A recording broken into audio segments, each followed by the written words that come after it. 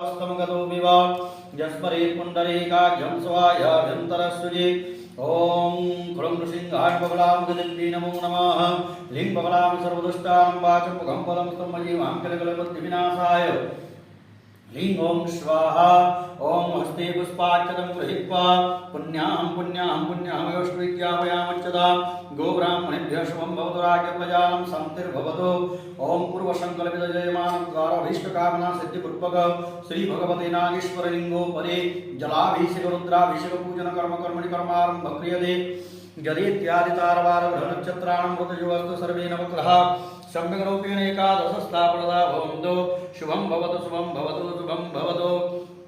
हरि ओम त्र्यंबकं यजामहे सुगन्धिं पुष्टिवर्धनम् उर्वारुकमिव वन्दनां मृत्युर्मुक्षिमामृता नमः शिवाय सन्ताय कारणत्रयेदविनिवेदयामि चत्वारं तं गते परमेश्वरपादां